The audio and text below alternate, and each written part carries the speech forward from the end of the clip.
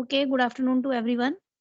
आज जो हम लोग पढ़ेंगे ब्लड कोगुलेशन डिसऑर्डर्स पढ़ रहे थे, उसमें हमने प्रीवियस क्लास के अंदर हेरिडिटरी कोगुलेशन डिसऑर्डर्स पढ़े थे। एम आई राइट?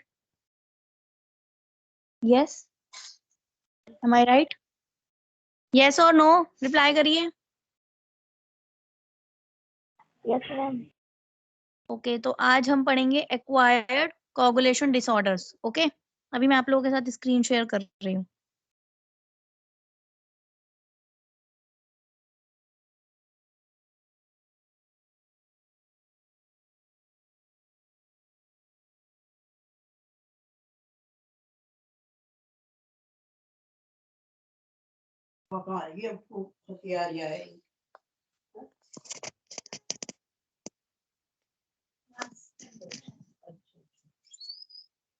स्क्रीन विजिबल हो रही है सबको? Yes ma'am.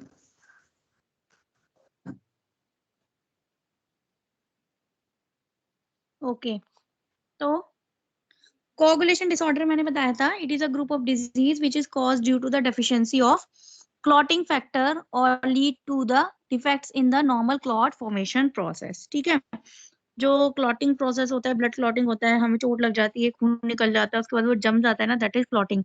इसके लिए बहुत सारे फैक्टर्स रिस्पॉन्सिबल होते हैं, बहुत सारी सीरीज होती है, बहुत सारे फैक्टर्स रिस्पॉन्सिबल होते हैं। ठीक है, तो अगर उन फैक्टर के अंदर कुछ ना कुछ प्रॉब्लम हो जाए तो दैट इज कोगुलेशन डिसऑर्डर्स। ठीक है, अब इसको क्लासिफाई किया गया है टू टाइप्स में, एक है हेरिडिटरी, एक है एक्वायर्ड। हेरिडिटरी जो हमें, हेरिडिटरी मतलब हेरिडिटी जो पेरेंट से हमें मिले हैं। तो inherited plasma coagulation disorder are due to qualitative या quantitative detect in the single coagulation factor. ये सिंगल कोगुलेशन फैक्टर की वजह से होता है, हम लोगों ने प्रीवियस क्लास में पढ़ा था। इसमें सेक्स लिंक एक्स डिसऑर्डर्स होते हैं, like haemophilia A, haemophilia B, या ऑटोसोमल डिसऑर्डर्स होते हैं, दैट इज वोन विनबर्ड्स विलिब्रेंट्स डिजीज, या फिर एक्वायर्ड कोगुलेशन डिसऑर्डर होते हैं which is characterised by deficiency of multiple coagulation factor. ठीक है, जैसे कि विटामिन के की डेफिशिएंसी की वजह से, या क्लॉटिंग डिसऑर्डर जो होती है लिवर डिजीज की वजह से, क्योंकि लिवर के अंदर बहुत सारे फैक्टर्स बनते हैं। ठीक है, फिब्रोलिटिक डिफेक्ट्स या डिसेमिनेटेड इंट्रावस्कुलर रेजिस्टेंस। तो हमने in our previous class hereditary coagulation disorders पढ़े थे, जिसमें क्लासिकल हीमोफीलिया था, that is haemophilia A, which is due to the inheritance of sex X linked recessive trait. ठीक है, it is more common in male as compared to the female. ठीक है, इसमें factor 8 की प्रॉब्लम होती है। ठीक है, उसकी एक्टिविटी के अंदर डिफरेंस आएगा। देन हमने पढ़ा इसके clinical features, lab diagnostic and treatment. Then haemophilia B X linked recessive trait की वजह से होता है। ठीक है, it is rarer than haemophilia A. और लैब डायग्नोसिस हमने पढ़ा, ये 1 लाख में से एक बंदे को होता है। ठीक है, वॉन विलबर्ड डिजीज जो होती है, फिर हमने वो पढ़ी, ये most common hereditary coagulation disorder होता है, ऑटोसोमल डिसऑर्डर है। ठीक है, इंसिडेंस रेट क्या होता है, 1000 में से एक बंदे को होता है ये। फैक्टर 8 वोन विनब्रेंट कॉम्प्लेक्स जो बनता है, उसमें प्रॉब्लम आती है इसमें। ठीक है, type 1 disease, type 2 disease, type 3 disease इसमें हमने पढ़ी। Then lab diagnosis and treatment पढ़ा। Is it clear with everyone? Yes students, yes ma'am. Is it clear? Yes ma'am.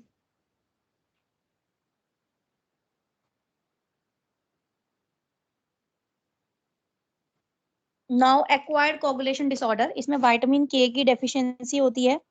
Vitamin के जो है वो कोफैक्टर की तरह काम करता है in the formation of 6 prothrombin complex proteins.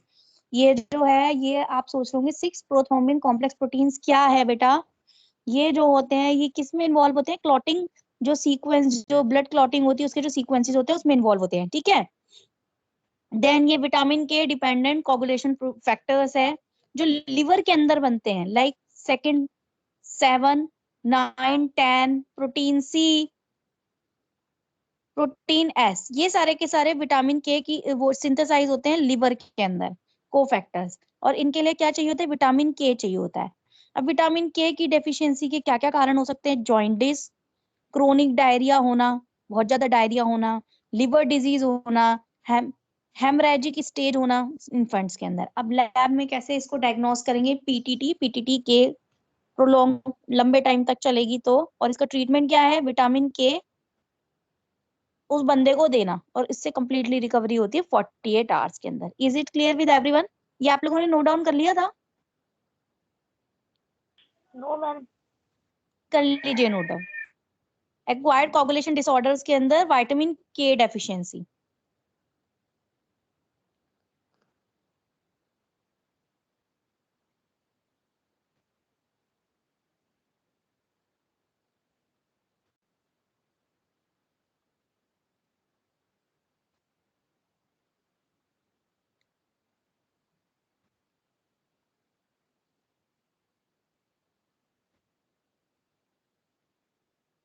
Note down करिए स्टूडेंट्स, एक्वायर्ड कोगुलेशन डिसऑर्डर्स।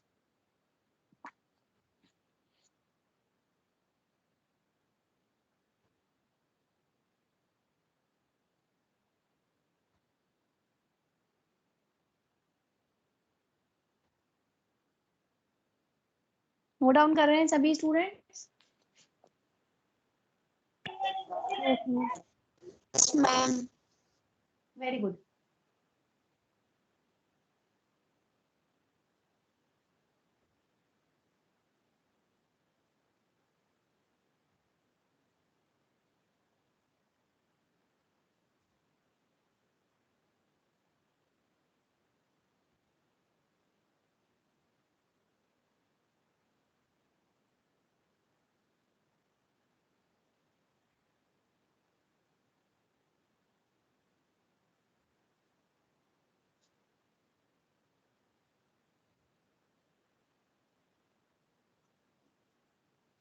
कर रहे हैं नोट डाउन सभी student vitamin K deficiency?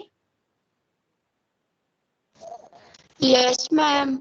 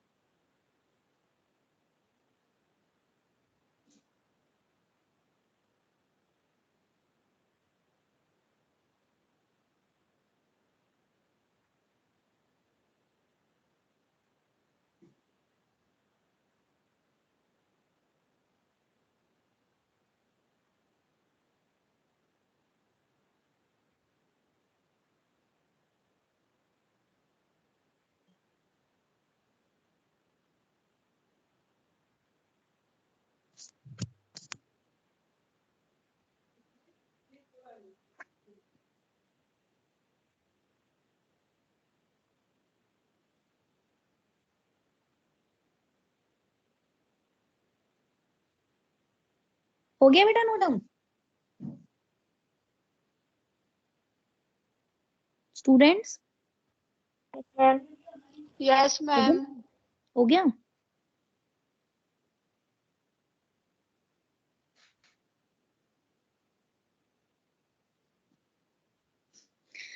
Now coagulation disorder in in liver disease. Liver के अंदर अगर डिजीज होगी उसकी वजह से कोगुलेशन डिसऑर्डर्स होंगे। अब कैसे होंगे, क्यों होगा भाई? लिवर एक ऐसी जगह है जहां पे कोगुलेटिंग फैक्टर बनते हैं और मेटाबॉलिज्म होता है उनका।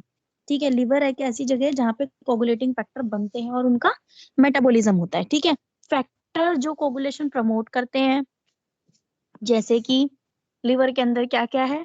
कोगुलेटिंग फैक्टर की synthesis and clearance of fibrinolytic enzyme. जो फिब्रियोलिटिक एंजाइम होते हैं उनकी क्लियरेंस। देन फैक्टर जो इनहिबिट करते हैं कोगुलेशन, जो कोगुलेशन को रोकते हैं, जो प्रमोट करते हैं और जो रोकते हैं। कौन कौन से फैक्टर है जो लिवर के अंदर? बेटा ऐसे फैक्टर भी बनते हैं जो प्रमोट करते हैं, ऐसे भी बनते हैं जो उसे रोकते हैं, जैसे कि anti thrombin 3, protein C, protein S. Clearance of activated factors. ठीक है, नाउ लिवर डिजीज की वजह से क्या होता है? हाइपर कोगेबिलिटी हो जाती है एंड प्री हो जाता है, जिससे डेवलप हो सके डीआईसी। डीआईसी अभी हम आगे पढ़ेंगे, डिसेमिनेटेड इंट्रा, डीआईसी हम पढ़ेंगे डिसेमिनेटेड इंट्रावस्कुलर कोगुलेशन डिजीज। ठीक है, तो लिवर के अंदर कोगुलेशन फैक्टर बनते हैं। अगर लिवर डिजीज हो जाती है बंदे को तो क्या होता है, हाइपर कोगुलेबिलिटी हो जाएगी, बहुत ज्यादा कोगुलेशन हो जाएगी, बहुत ज्यादा कोगुलेशन हो जाएगी।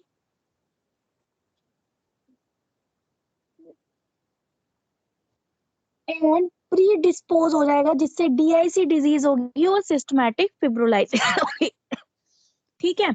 मेजर कारण क्या होता है ब्लीडिंग इन लिवर डिजीज? अगर लिवर के अंदर डिजीज होगी तो ब्लीडिंग के मेजर कारण क्या होंगे? मोर्फोलॉजिकल लेसन्स, जैसे कि पोर्टल हाइपरटेंशन, पेप्टिक, पेट के अंदर अल्सर होना, गैस्ट्रेसिस होना, ये सारे के सारे।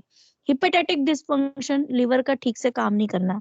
इम्पेयर्ड होना, हिपैटिक सिंथेसिस ऑफ, लिवर के अंदर जो कोगुलेटिंग फैक्टर बन रहे हैं वो ठीक से ना बनना। कोगुलेशन इनहिबिटर को ठीक से ना बनना। Impaired absorption and metabolism, vitamin K ठीक से एब्जॉर्ब नहीं होना। Failure to clear activated coagulation factor, ठीक है, क्लियर करना एक्टिवेटेड कोगुलेशन फैक्टर, ऐसा ना होना। ठीक है। अब कॉम्प्लिकेशन क्या होती है जब हम थेरेपी देते हैं? Massive transfusion, massive transfusion leading to platelet and coagulating factor dilution. अगर हम मैसिव ट्रांसफ्यूशन, ट्रांसफ्यूशन मतलब ट्रांसफर करना, ठीक है, जिससे क्या होगा, प्लेटिलेट या क्लोटिंग फैक्टर डाइल्यूट हो जाएगा और उसमें हिपरिन थेरेपी भी लगेगी। ये सारी की सारी कॉम्प्लिकेशन होती है अगर हम इसको ट्रीटमेंट ठीक करने की कोशिश करेंगे लिवर डिजीज को। लैब डायग्नोसिस है पीटीटी एंड पीटीटी के, mild thrombocytopenia, normal fibrinogen level and diseased hepatic store of vitamin के। ये सारी की सारी लैब डायग्नोसिस है। तो कुछ समझ में आया लिवर डिजीज का? यस। ओके, नोट करिए। Coagulation disorder in liver disease.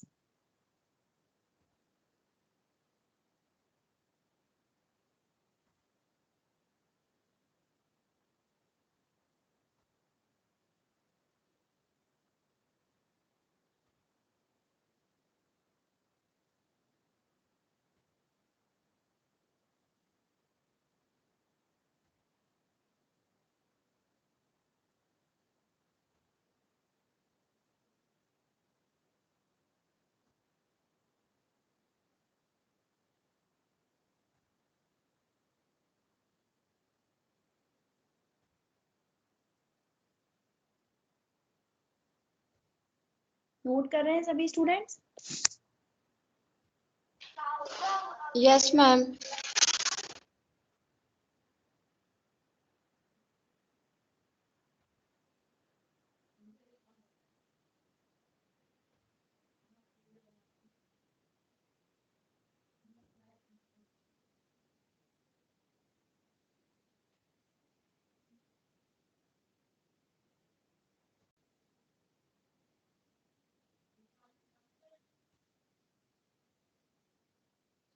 कर रहे हैं note down? Yes, ma'am.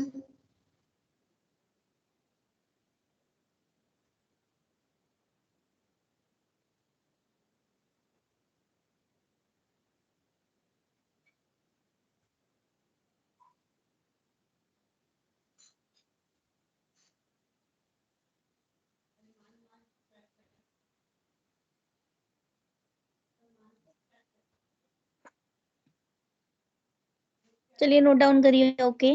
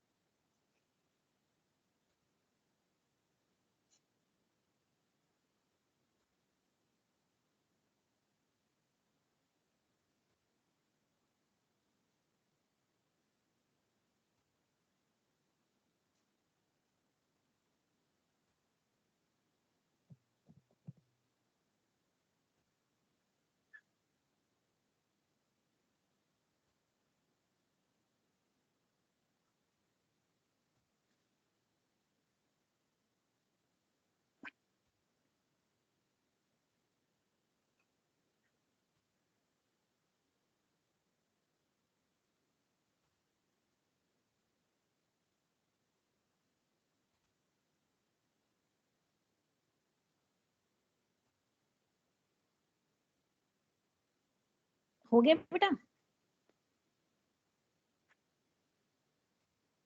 Next disease पे चले, यस और no? Yes, yes. ma'am.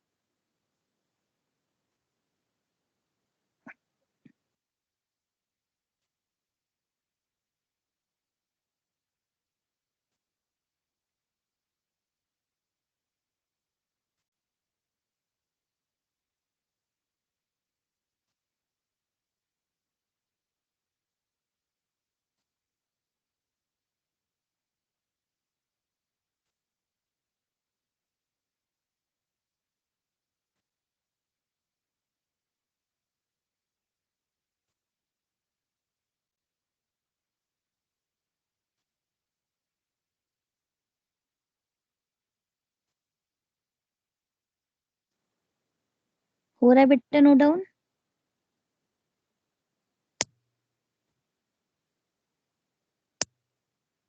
Yes, ma'am. चलिए,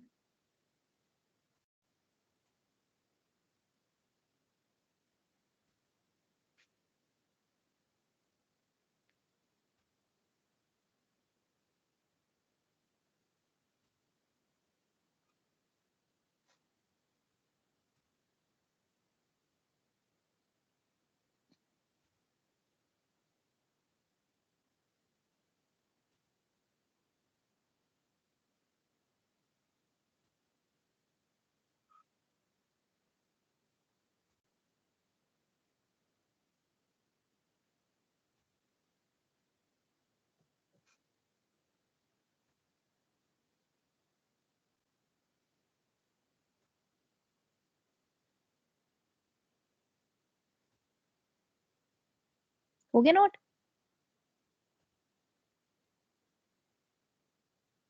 yes ma'am. Okay, now disseminated intravascular coagulation, it is also known as defibrillate syndrome, इसे हम defibrillate syndrome भी बोलते हैं या फिर कंजम्पशन कोगैलोपैथी भी बोलते हैं। इसमें क्या होता है, ये कॉम्प्लेक्स होता है थ्रोम्बोहेमरेजिक डिजीज का। थ्रोम्बोहेमरेजिक डिजीज, थ्रोम्बिन एक प्रोटीन होता है बेटा, ठीक है? तो थ्रोम्बोहेमरेज, उसका खराब हो जाना, उसकी वजह से जो डिजीज होगी कॉम्प्लेक्स थ्रोम्बो, उसका कोई कॉम्प्लेक्स बना हुआ होगा थ्रोम्बिन प्रोटीन का किसी चीज के साथ, तो कॉम्प्लेक्स थ्रोम्बोहेमरेजिक डिजीज की वजह से होता है, और इसे हम क्या बोलते हैं? डीफिब्रिनेट सिंड्रोम या फिर कंजम्पशन कोगैलोपैथी, ठीक है? जो होती है secondary complication of some systemic disease, कुछ सिस्टेमिक डिजीज के सेकेंडरी कॉम्प्लिकेशन के अंदर होती है ये, ठीक है? मेजर डिसऑर्डर जो इसके साथ एसोसिएटेड होते हैं वो क्या होते हैं? ऑब्स्टैटिक्स कॉम्प्लिकेशन, ठीक है? इसमें क्या होता है? प्लासिंटा टूट जाएगा, एब्रप्ट हो जाएगा, retained dead foetus, dead foetus बंदे के अंदर रह जाएगा, सेप्टिक एबॉर्शन हो जाएगा, इम्नियोटिक फ्लूइड जो है एम्बोलिज्म हो जाएगा, और टॉक्सीमिया हो जाएगा। फिर कुछ infection, gram negative sepsis, meningococcaemia, Rocky Mountain spotted fever, malaria, ये सारे इन्फेक्शन इससे एसोसिएटेड होते हैं। देन न्यूप्लाज्म्स, इसमें क्या होता है? कार्सिनोमा ऑफ पेनक्रियास, पेनक्रियास जो होते हैं कार्सिनोमा हो जाते हैं, कार्सिनोजेनिक हो जाते हैं, cancer, prostate, lung and stomach, इन सब के अंदर कार्सिनोमा हो जाता है। देन मैसिव टिश्यू इंजरी, बहुत ज्यादा टिश्यू को इंजरी हो जाए, जैसे कि ट्रोमैटिक ट्रॉमा हो जाए, बर्न हो जाए, एक्सटेंसिव सर्जरी, ठीक है? Then miscellaneous, acute intravascular haemolysis, ठीक है? बहुत ज्यादा वेसल्स के बीच में हीमोलाइसिस हो जाए, ठीक है? देन स्नेक बाइट हो जाए, जाइंट हीमेंजियोमा हो जाए, शॉक लग जाए या हार्ट स्ट्रोक हो जाए, ये सारे के सारे इसमें मेजर डिसऑर्डर्स है।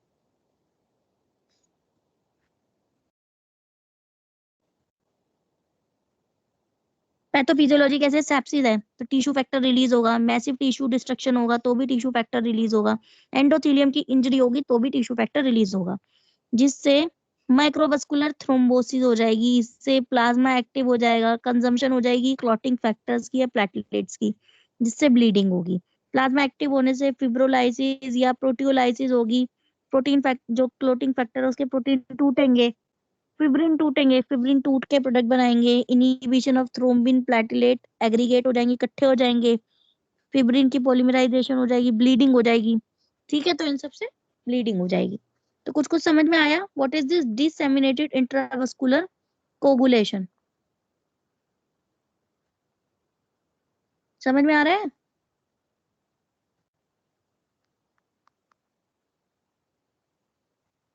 यस और नो? आ रहा है मैम। इसको नोट करो।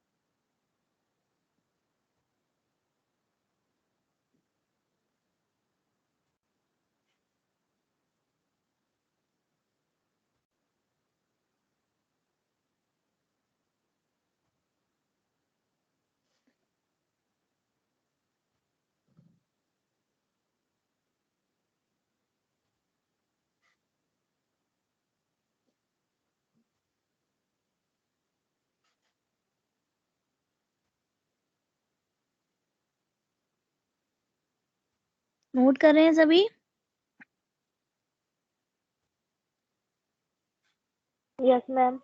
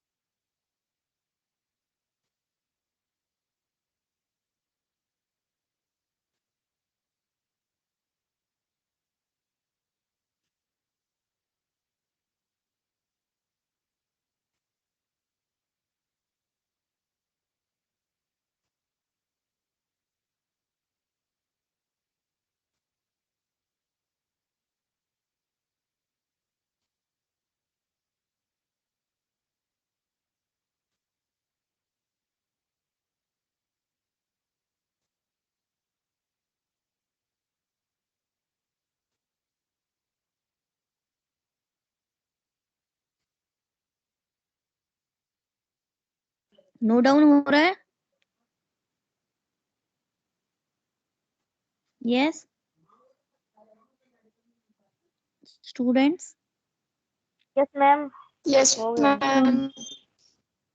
ठीक है, करिए।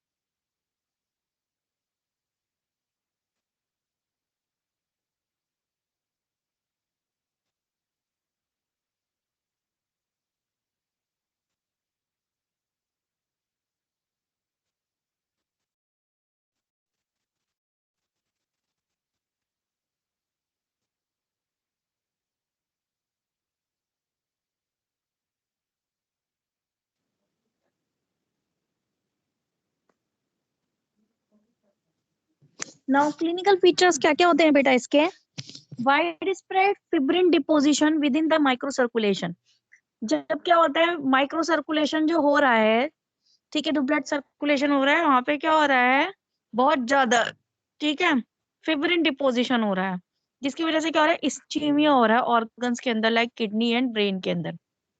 इस्चीमिया में लो ब्लड प्रेशर बोला था ना, ठीक है, जब शॉक पढ़ाया था तब बताया था ना, ठीक है। देन ब्लीडिंग डायथीसिस होगा, ठीक है। कैसे पता चलेगा क्लिनिकल फीचर, मतलब हमें कैसे पता चलेगा?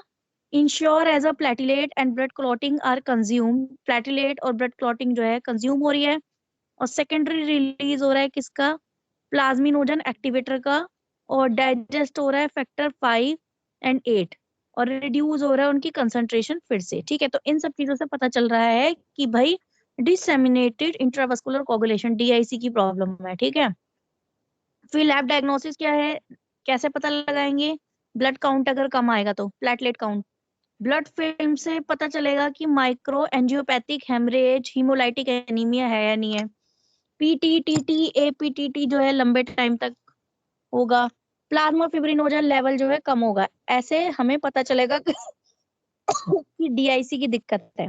देन ट्रीटमेंट कैसे करेंगे? एंटीकोगुलेंट लाइक हेपरिन, या फिर कोगुलेंट जिनके अंदर फ्रेश फ्रोजन प्लाज्मा होगा वो देंगे। अंडरलाइंग डिसऑर्डर मट बी ट्रीटेड साइमल्टेनियसली, दोनों चीजें साथ साथ देते रहेंगे, एंटीकोगुलेंट या फिर कोगुलेंट जिसमें प्लाज्मा फ्रोजन प्लाज्मा होगा, ठीक है। समझ में आया कुछ? समझ में आया? यस और नो? Yes ma'am. ठीक है बेटा, इसको आप नोट डाउन करिए,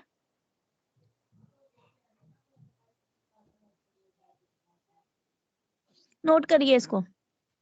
disseminated intravascular coagulation, clinical features, lab diagnosis and treatment, और बाकी ये होता क्या है ये हमने अभी ऊपर पढ़ा, ठीक है। और इसकी पैथोफिजियोलॉजी पढ़ी हमने चार्ट के अंदर।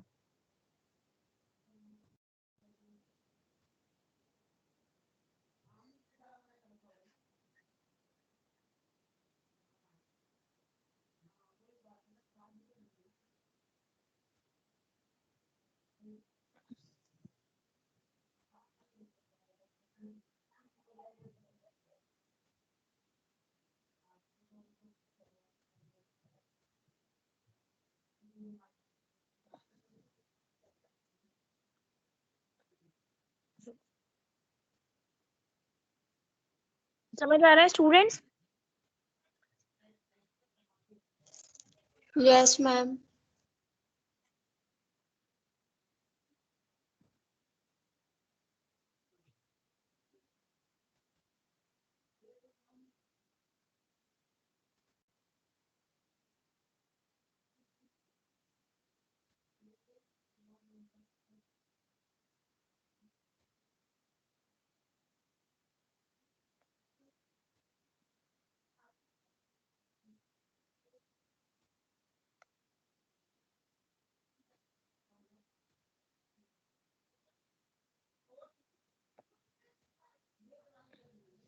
ठीक है, नोट डाउन कर रहे हो सभी? Yes ma'am. Yes ma'am.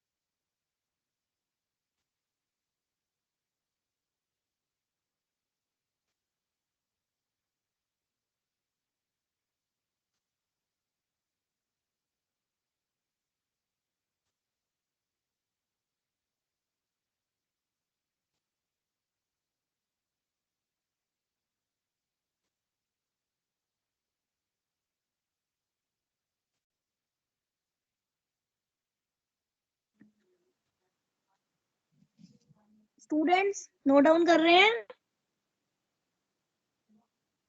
Yes, ma'am. Okay करिए।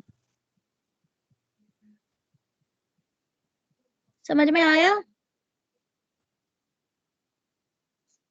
यस। Yes, ma'am. ओके।